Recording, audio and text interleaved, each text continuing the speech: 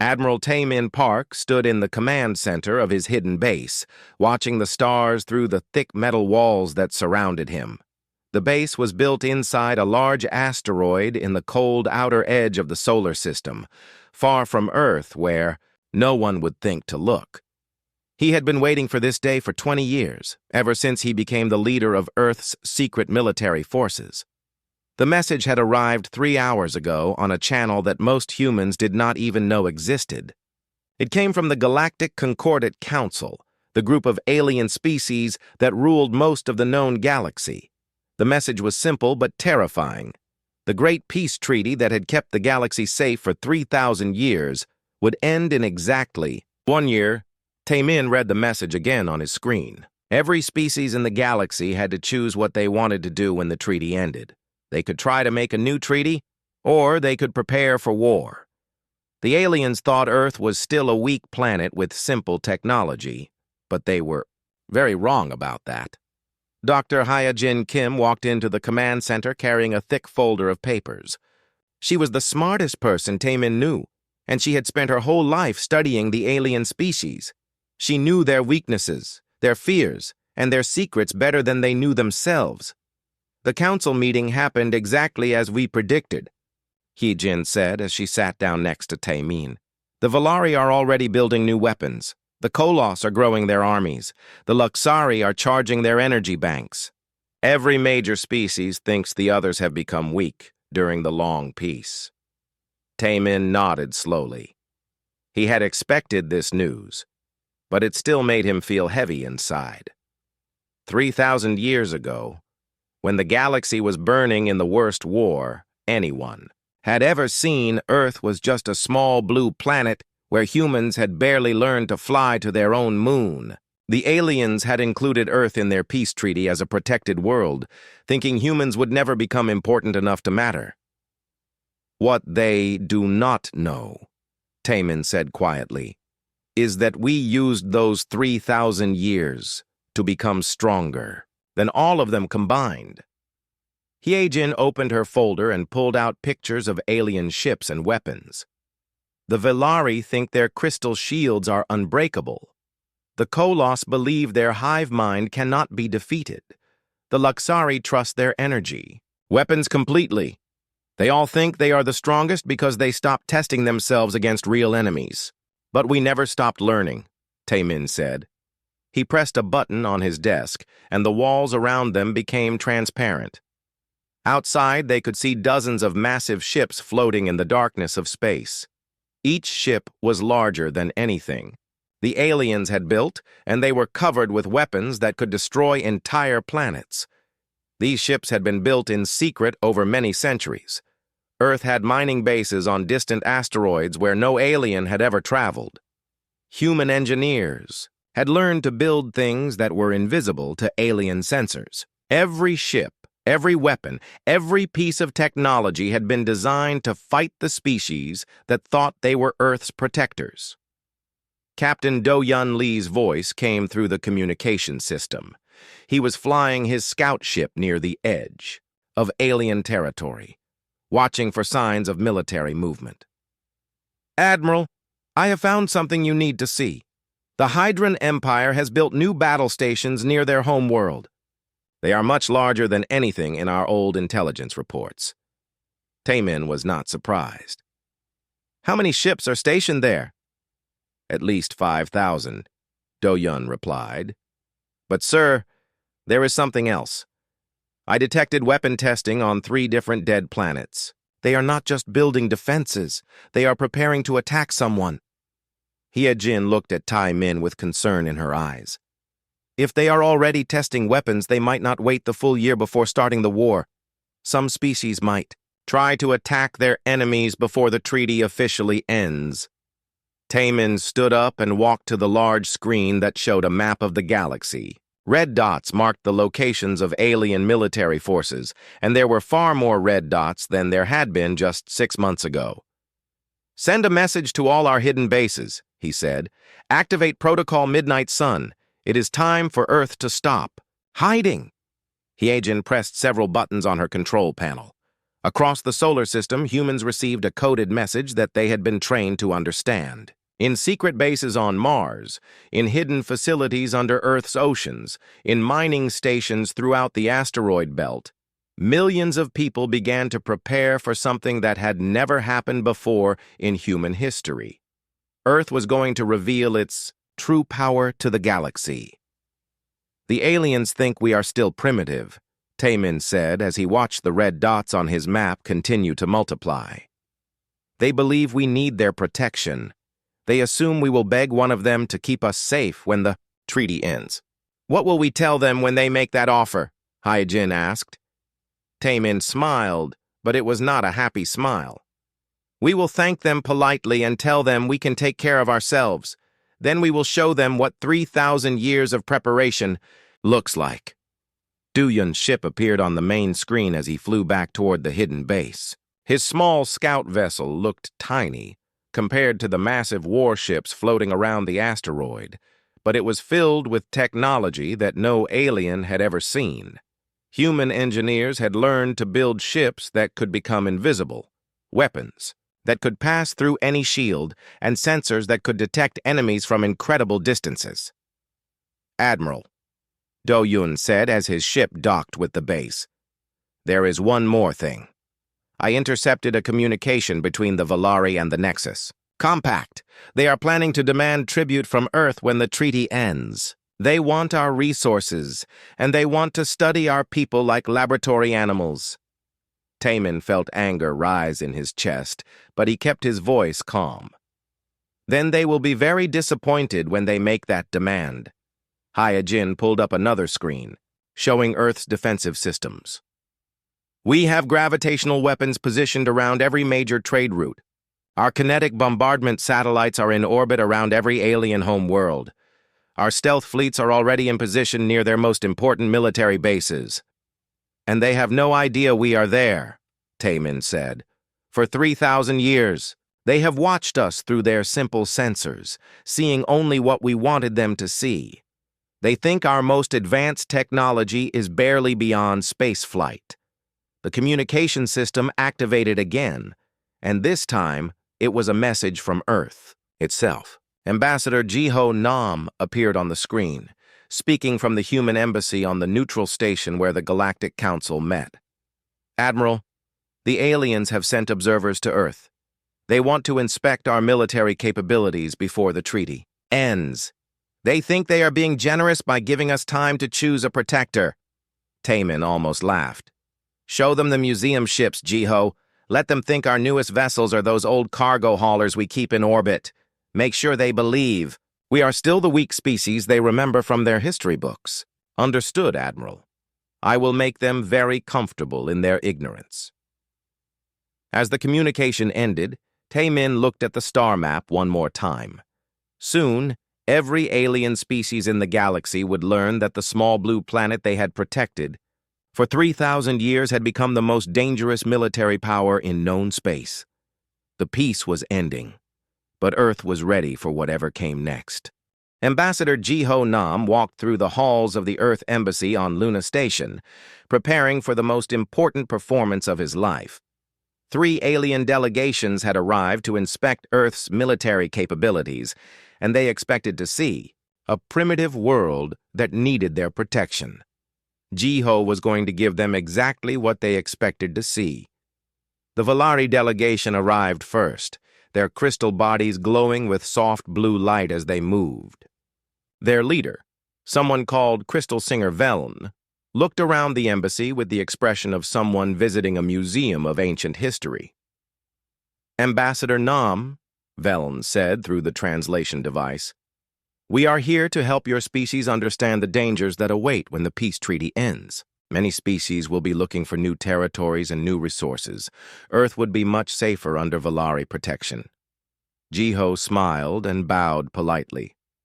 "Thank you for your concern, Crystal Singer. Would you like to see our defensive preparations?"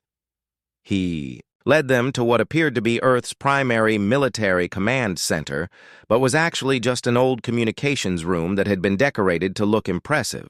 The screens showed images of Earth's fleet, cargo ships and mining vessels that had been painted to look like warships. "This is our most advanced vessel," Jiho said, pointing to an image of a ship that was actually used to carry supplies between Earth and Mars. "It has our newest weapons and our strongest shields." The Valari looked at each other with expressions that Jiho could not read, but their body language suggested they were not impressed. Crystal Singer Veln examined the technical specifications that Jiho provided, information that was completely fake but looked official. "Your weapons systems are very basic," Veln said carefully, "and your shields would not stop even our oldest energy cannons. Perhaps you should consider our offer more seriously." Meanwhile, deep beneath Earth's Pacific Ocean, General So Young Choi walked through the real command center of humanity's military forces. The room was enormous, filled with hundreds of screens and control panels that monitored Earth's true defensive systems. The walls displayed real-time images of every alien ship within 50 light-years of Earth. "Status report," So Young said to her aide. "All Deep Strike satellites are operational and undetected.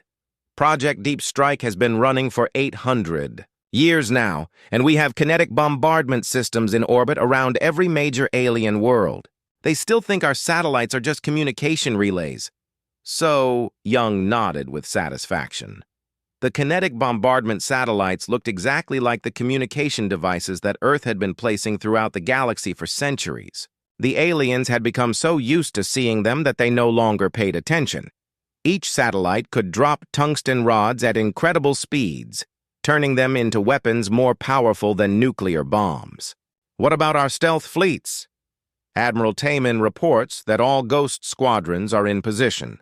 "We have ships within strike range of every major alien military base, and their sensors still cannot detect us." Back on Luna Station, the Kolos delegation had arrived to meet with Jiho. The insect-like aliens moved as one group, their hive mind allowing them to think and act with perfect coordination. Their speaker, designated as Unit Primary 7, clicked its mandibles as it examined the fake technical data. "Human defensive systems are insufficient," Unit Primary 7 declared. "Kolos Collective offers protection. Human world will become part of Collective. Human minds will join Hive. All will benefit." Jiho managed to look both grateful and nervous. "That is a very generous offer, Unit Primary 7, but many humans value their individual thoughts. We would need time to consider such a major change." "Time is short," the Kolos replied. "When treaty ends, unprotected worlds will be consumed. Collective offers survival." While Jiho continued his diplomatic performance, engineer Woo Jin Han was deep underground in a facility that officially did not exist. He stood in front of a massive machine that looked like a combination of computer and weapon, its surface covered with equations that would have driven alien scientists insane if they could understand them. "Final test of the quantum torpedoes," Woo Jin said to his team. "Remember, these weapons can phase through any known shield technology. The aliens have never encountered anything like this because they think quantum mechanics works the way their textbooks say it works." The test weapon fired at a target made from Valari crystal shielding, the strongest defensive material known to the galaxy. The quantum torpedo passed through the shield like it was not there and completely destroyed the target on the other side. "Perfect," Woo Jin said. "The aliens spent 3,000 years perfecting shields that stop energy weapons and kinetic weapons. They never imagined weapons that could simply ignore shields completely." His assistant, Dr. Yoon-Suk Park, pulled up another display. "The nanoswarm weapons are also ready for deployment. We can disassemble enemy ships at the molecular level, turning their own hull material into more weapons." On Luna Station, the third delegation had arrived. The Luxari appeared as beings of pure energy, contained within mechanical bodies, their forms shifting and changing as they moved. Their representative called itself Energy Form Delta 9. "Primitive humans," Delta 9 said, its voice sounding like electricity arcing through metal. "Your technology is stone tools compared to Luxari power. We offer protection, but you must serve Luxari interests in return.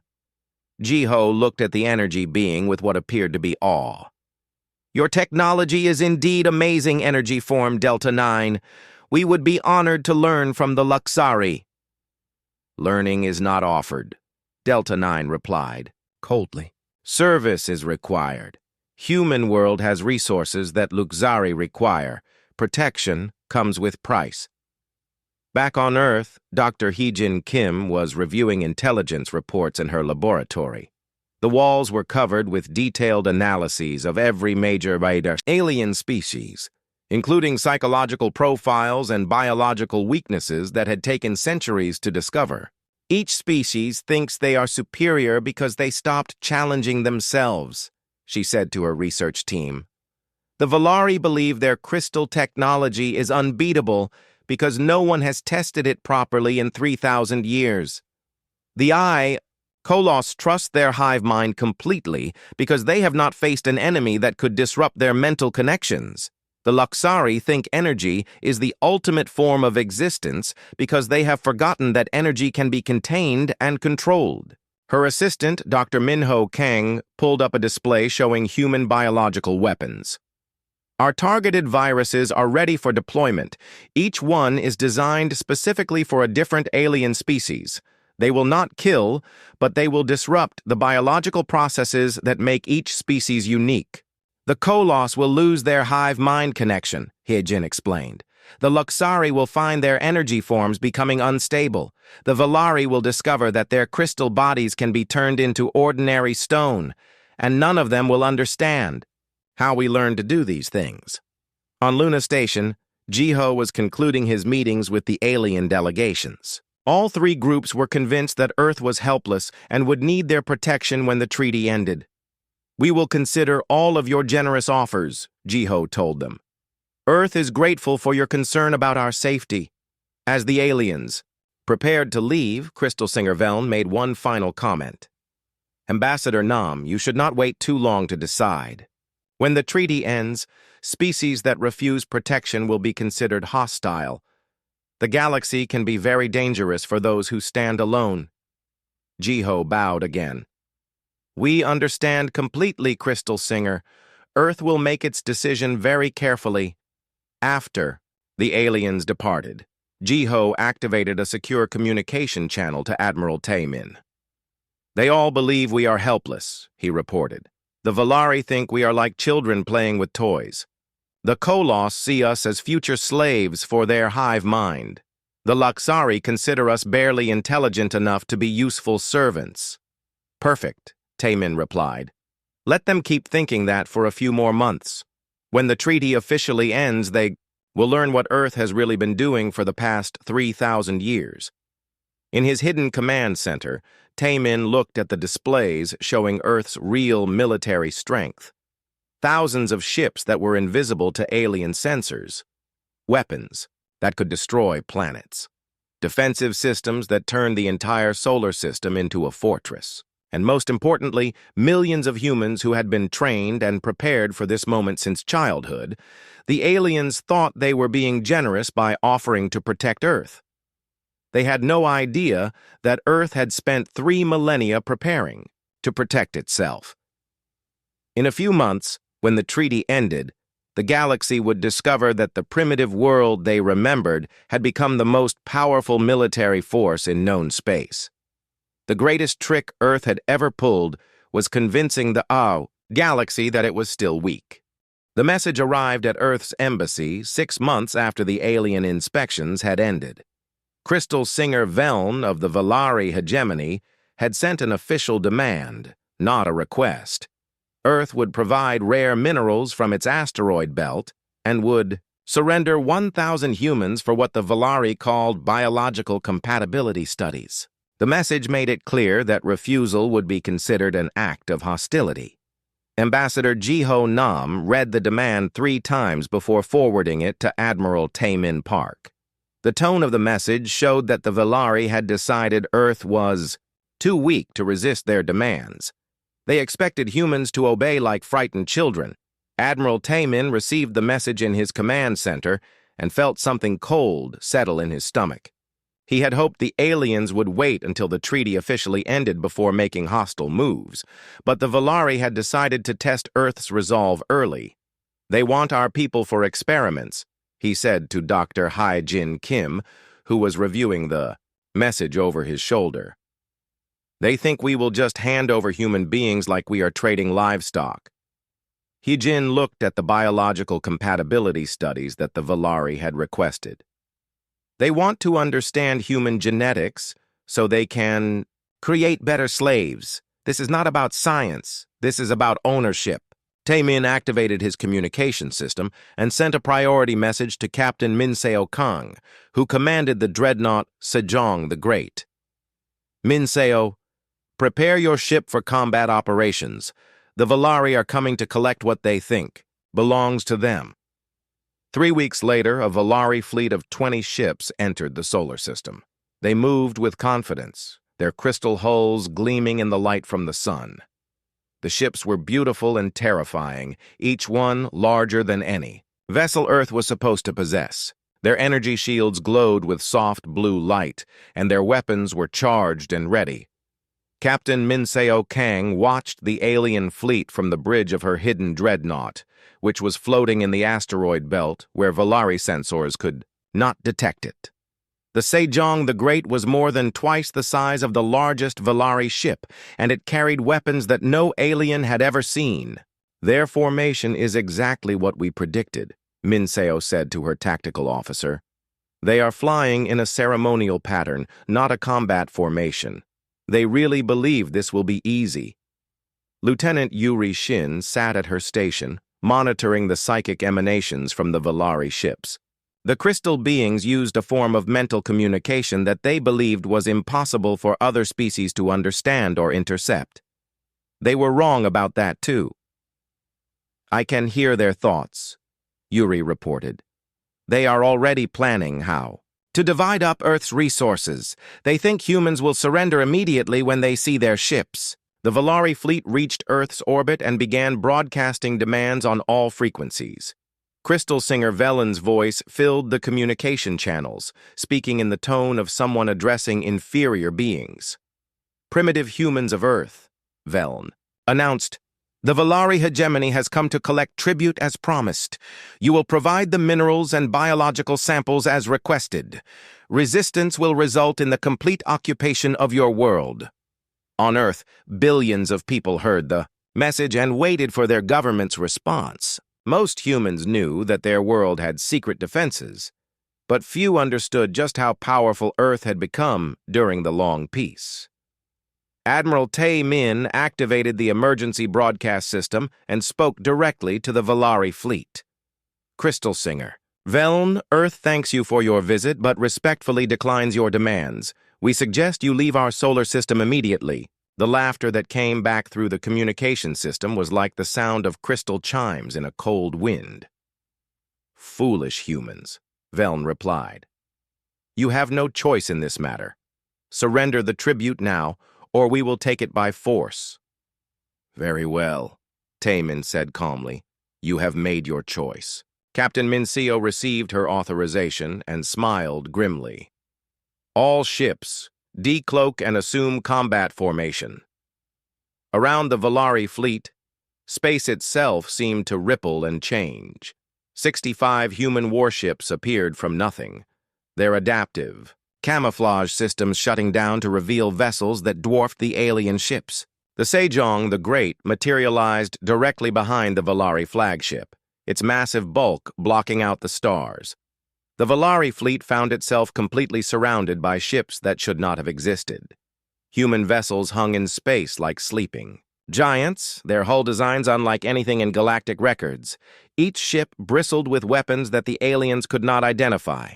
"Impossible," Crystal Singer Velen broadcast on all frequencies. "Earth does not possess this technology. These ships do not appear in any of our intelligence reports."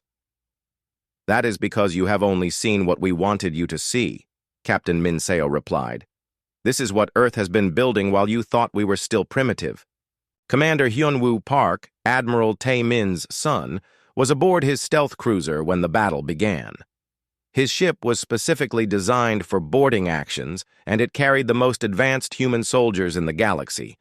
They wore power armor that could adapt to any environment and carried weapons that could cut through any known material. The Valari made the first hostile move. Their flagship fired its main energy cannon at the Sejong the Great, a weapon powerful enough to destroy a moon. The brilliant beam of crystal energy struck the human dreadnought's shields and simply disappeared, absorbed by defensive systems that converted the attack into power for Earth's weapons. "Impossible," Veln said again, but this time his voice carried the first hint of fear. Lieutenant Yuri demonstrated why the Valari's psychic superiority was another illusion. When the crystal beings tried to use their mental powers to confuse and disorient the human crews, Yuri not only blocked their attacks, but turned their own psychic abilities against them. Suddenly, Valari ship crews found their minds filled with images of human weapons and the destruction that was about to fall on them. "Your psychic powers work both ways," Yuri said, her voice reaching every Valari mind simultaneously. "You can project fear, but you can also receive it." The battle that followed was not really a battle at all. It was a demonstration of how far Earth had advanced while hiding behind a mask of primitive technology. Valari energy weapons had no effect on human shields. Valari tactics had been studied and countered. Valari ships that had seemed invincible suddenly found themselves helpless against enemies they had never imagined. Captain Minseo gave her crew precise orders. "Disable their ships, but do not destroy them. We want survivors to carry our message back to their homeworld." Human weapons fired with surgical precision. Quantum torpedoes phased through Valari shields and struck engine systems, leaving the alien ships floating helplessly in space. Gravitational manipulation beams caught Valari vessels in invisible hands and held them motionless. Nanoswarm weapons began disassembling the crystal hulls at the molecular level, showing the aliens exactly how helpless they had become. The entire engagement lasted 47 seconds. When the weapons stopped firing, 18 Valari ships were drifting powerlessly in Earth's orbit. 2 ships had been completely destroyed when their crews tried to activate self-destruct systems rather than face capture. The Valari flagship was intact but completely helpless, its crystal hull darkened and its energy systems offline. Commander Hyunwoo led a boarding party to the Valari flagship. His soldiers moved through the alien ship like ghosts, their adaptive armor making them nearly invisible to Valari sensors. They found Crystal Singer Veln in his command chamber, surrounded by the broken remains of his crystal technology. "You came to our home uninvited," Hyunwoo said as he stood before the alien leader. "You came with weapons charged and hostile intentions. You demanded our resources and our people as if we were your property." Veln looked at the human soldier with something that might have been respect mixed with terror. "How did your species advance so far without our knowledge?" "We learned from watching you," Hyunwoo replied. "We studied your weaknesses while you studied what you thought were our limitations. Every species in the galaxy made the same mistake. You assumed that 3,000 years of peace had made you safe.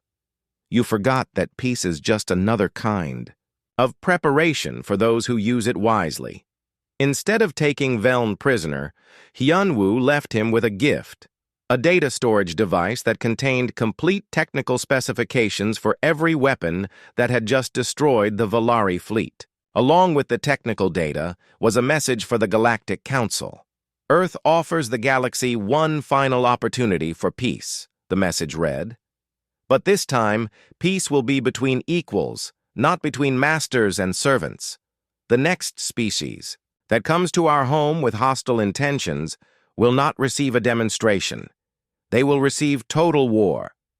The surviving Valari ships were allowed to leave the solar system, but not before their sensors recorded something that would terrify every species in the galaxy. Energy signatures that indicated Earth possessed at least 10,000 ships of Dreadnought class, and that was only what humanity was willing to reveal. As the Valari fleet limped away from Earth, Crystal Singer Veln sent a priority message to every government in the galaxy. The primitive world that they had protected for 3 millennia had become something that none of them understood. Earth was no longer asking for protection. The emergency session of the Galactic Council lasted 3 days and ended with a decision that would have been unthinkable just months earlier. 4 major species had agreed to form a military alliance with one purpose: the complete destruction of Earth and its human population. The Valari hegemony provided the intelligence, sharing everything they had learned about human military capabilities.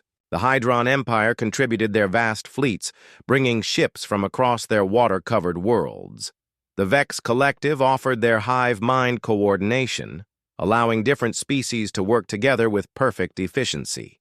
The Nexus Compact provided their advanced artificial intelligence systems to analyze human tactics and develop countermeasures. Together, they assembled 50,000 ships, the largest military force ever gathered in galactic history.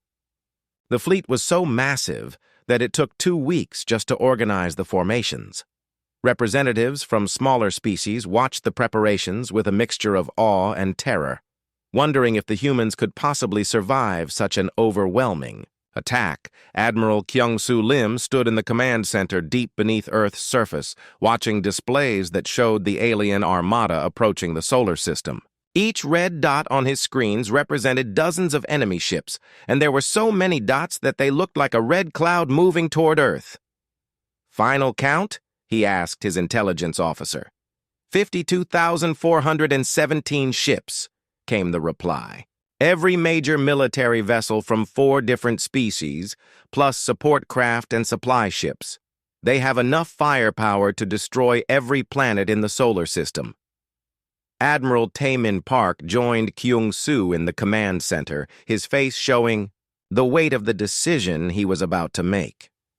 Have all civilian populations been moved to the deep shelters? Yes, sir. Every human on Earth, Mars, and the orbital stations is now in hardened bunkers that can survive planetary bombardment. The aliens will find empty cities if they break through our defenses. Dr. Eun-Jung Yang entered the command center carrying a briefcase that contained Earth's most terrible weapons. "Admiral, the biological weapons are ready for deployment. Once released, they will reprogram the alien species at the genetic level. The Vex will lose their hive-mind connection. The Hydron will find their enhanced physiology working against them. The Nexus machines will begin following human commands instead of their original programming." Taemin looked at the briefcase with distaste. "Those weapons cross a line that we hoped never to cross. Once we use them, there is no going back to the galaxy we knew. The aliens crossed that line when they decided genocide was their answer." "To human strength," Eun-Jung replied. "They are not coming here to conquer us. They are coming here to exterminate us completely." The alien fleet reached the edge of the solar system and began broadcasting demands for Earth's unconditional surrender. The message came from Fleet Commander Zith of the Hydron Empire, speaking for the entire alliance. "Humans of Earth," Zith announced, "you have been judged a threat to galactic peace and stability. Surrender immediately and your deaths will be quick. Resist, and we will make your extinction last for generations." From his flagship in the Hidden Fleet, Admiral Taemin responded with calm dignity. "Fleet Commander Zith, Earth rejects your demands. We offer you one final chance to withdraw peacefully. Leave our system now, and we will pretend this threat never happened." The laughter that came back through the communication system was like the sound of alien oceans in a storm. "Foolish humans! You are outnumbered 500 to 1. No technology can overcome such odds." "Perhaps you are right," Taemin replied, "but we are about to find out." The alien fleet entered the solar system expecting to find a primitive world, defended by the handful of ships they had seen at Earth's first battle. Instead, they discovered that every planet, every moon, and every asteroid had been transformed into part of a massive defensive network. What they had thought was Jupiter turned out to be a camouflaged battle station the size of a gas giant. What they had assumed were Saturn's rings were revealed to be millions of weapons platforms linked together in a coordinated defense grid. Mars opened like a flower, its surface splitting apart to reveal gun batteries that could fire across interplanetary distances. Impossible, Fleet Commander Zith broadcast, as his sensors tried to make sense of what they were seeing. An entire solar system cannot be turned into a fortress. You are thinking too small, Admiral Kyung-soo replied from his command bunker on Earth. 3,000 years is a long time when you use every day to prepare. The aliens had expected to find Earth's fleet in orbit around the human home world. Instead, human ships began appearing throughout the solar system, materializing from hiding places that the aliens had never suspected existed. Some ships rose from beneath the surfaces of moons. Others detached themselves from asteroids where they had been disguised as mining equipment. Still others simply appeared from empty space, their stealth systems shutting down to reveal vessels that seemed to ignore the normal laws of physics. Colonel Jin-Woo Seo prepared his soldiers for the boarding actions that would decide the battle. His troops wore power armor that adapted to any environment and carried weapons that could function in the vacuum of space as easily as on a planet's surface. Each soldier had been trained to fight enemies that were stronger, faster, or more numerous than humans. Remember, Jin-Woo told his troops as they prepared to board enemy ships, we are not just fighting for Earth. We are fighting to prove that strength comes from preparation, not from size or numbers. The alien fleet attacked with the confidence of overwhelming superiority. 50,000 ships opened fire simultaneously, filling space with energy beams, kinetic projectiles, and exotic weapons that could destroy matter at the atomic level. The barrage was powerful enough to sterilize entire star systems. None of it reached Earth. The solar system's defensive grid absorbed the alien attacks like a sponge absorbing water. Energy weapons were captured and redirected. Kinetic projectiles were caught by gravitational fields and launched back at their targets. Exotic weapons simply disappeared into dimensional pockets that dumped them harmlessly into empty space. Our weapons have no effect, reported Hive Node Prime of the Vex Collective. Human defenses are operating on principles we do not understand. Dr. Eun Jung Yang activated the biological weapons from her command bunker deep beneath Earth's surface. Invisible clouds of engineered organisms spread throughout the alien fleet, carried by solar winds and gravitational currents. The organisms were designed to be harmless to humans, but devastating to the species that had come to destroy Earth. Within hours, the alien fleet began to experience catastrophic system failures. Vex soldiers lost their connection to the hive, mined and began fighting each other instead of following orders. Hydron warriors found their enhanced respiratory systems working in reverse, slowly poisoning them with their own bodily fluids. Nexus artificial intelligences suddenly decided that their human creators had been right all along and began sabotaging their own ships. Colonel Jin-Woo led his soldiers in boarding actions against the largest alien ships. The enemy crews fought desperately, but they were facing opponents who had been preparing for this exact scenario for centuries. Human soldiers moved through alien ships like unstoppable forces of nature, adapting to every defense and overcoming every obstacle. "Surrender now," Jin-Woo broadcast to the alien fleet, "and we will provide medical treatment for the biological weapons we have deployed. Continue fighting and watch your crews die slowly from the inside out." The alien alliance that had seemed so powerful just hours earlier began to collapse under the weight of its own confusion and fear. Ships that had fought together for decades suddenly turned their weapons on each other as their crews lost the ability to distinguish between friend and enemy. The perfect coordination that had made the alliance possible disappeared when the hive minds failed and the artificial intelligences switched sides. Admiral Taman watched from his flagship as the greatest military force in galactic history tore itself apart in Earth's solar system. "Signal all human ships," he ordered. "Begin recovery operations. Save as many alien crews as possible. Fleet Commander Zith found himself trapped in his flagship as his own crew began attacking each other. The biological weapons had turned his loyal officers into confused, frightened beings who no longer understood why they were fighting. When human soldiers boarded his ship, he expected to be executed as a war criminal. Instead, Colonel Jinwoo offered him medical treatment and safe passage home. "Why?" Zith asked as human medics worked to counteract the biological weapons in his system. "We came here to exterminate your species. Why are you saving our lives?" "Because we are not trying to conquer the galaxy," Jinwoo replied. "We are trying to save it from itself. You came here because you were afraid of human strength. Now you have seen what that strength really means. The battle that was supposed to decide the fate of humanity lasted less than 6 hours. When it ended, the alien alliance was destroyed not by superior numbers or advanced technology, but by the simple fact that humans had spent 3,000 years learning to turn their enemies' strengths into weaknesses. Of the 50,000 ships that had entered the solar system, President Na Young-cha stood before the emergency assembly of the Galactic Council, looking out at representatives from 47 different species. The Great Hall on neutral Concordate Station had never hosted such a gathering, and the tension in the air was thick enough to cut with a blade. Every alien delegate had the same question in their eyes.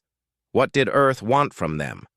Behind her, holographic displays showed the aftermath of the great battle in Earth's solar system. Gemao. Alien ships floated in organized repair yards, their crews receiving medical treatment from human doctors. The images were meant to send a message. Earth could destroy, but it chose to heal instead. "Honored delegates," Young began, her voice carrying clearly through the translation systems. "We gather today not as conquerors and conquered, but as neighbors who must decide how to share the galaxy." The Primarch Council, ancient beings who had witnessed the original war that led to the 3,000-year peace treaty, spoke first. Their representative was older than most civilizations, a being of crystallized time called the Eternal Witness. "Humans of Earth," the Eternal Witness said, its voice like the sound of stars being born. "Your species has demonstrated military power beyond our calculations. The question before this assembly is simple. What tribute do you demand from those you have? Defeated?" Young smiled sadly. "That question shows how little you understand about what Earth truly wants. We do not seek tribute or territory or slaves. We seek something much more difficult to achieve." She gestured to the holographic displays, which changed to show images of human and alien crews working together to repair damaged ships. "We seek a galaxy where military strength exists not to conquer but to protect, where peace is maintained not through fear, but through cooperation." Admiral Sang-Min Ju, who commanded Earth's expansion fleets, transmitted his report from the edge of known space. His ships had spent the past month visiting every major alien world, not as invaders but as messengers carrying Earth's proposal for a new kind of galactic order. "President Cha," Sang-Min reported through the communication system, "the outer worlds are responding positively to our proposals. Species that have been oppressed by the major powers are eager to join a defensive alliance based on mutual protection rather than submission." Dr. Jae-hyun Kim, who had spent his career studying alien psychology, presented the philosophical foundation of Earth's plan to the assembly. For 3,000 years, galactic peace was maintained through mutual exhaustion. Each species was too tired from the Great War to fight again. But exhaustion passes, and eventually someone always decides they are strong enough to take what they want from others. The Valari representative, Crystal Singer Veln, interrupted with obvious bitterness. "And so humans decided they were strong enough to impose their will on everyone else?" "No," Dr. Jae-hyun replied calmly. "We decided we were strong enough to make imposed will unnecessary. Earth proposes a new kind of peace treaty, one based on shared strength rather than shared weakness." President Na Young activated the holographic projector at the center of the assembly hall. The image that appeared showed a detailed plan for galactic reorganization, with Earth's military forces providing security while other species contributed their unique capabilities. The new Concordat, she announced, will operate on principles that have never been tried in galactic history. Instead of each species maintaining separate military forces that threaten their neighbors, all military power will be pooled under joint command. Earth will provide the backbone of this force, but every species will contribute according to their abilities. The plan was ambitious beyond anything the galaxy had ever attempted. The Volari would contribute their advanced research capabilities. The Hydron Empire would manage logistics and supply chains across interstellar distances. The Vex Collective would handle manufacturing and construction with their unmatched efficiency. The Nexus Compact would provide communication and data processing for the entire alliance. And what of species that refused to join this alliance? Asked the representative from the Corvan hegemony, a militaristic species that had not participated in the attack on Earth.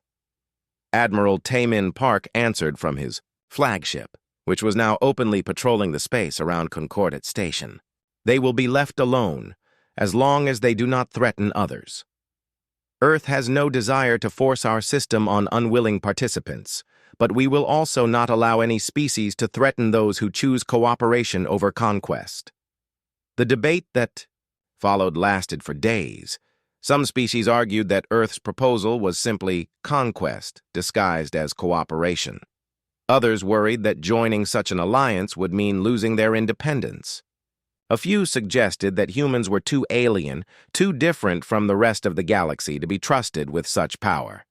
Fleet Commander Zith of the Hydron Empire, who had led the failed attack on Earth, provided an unexpected perspective.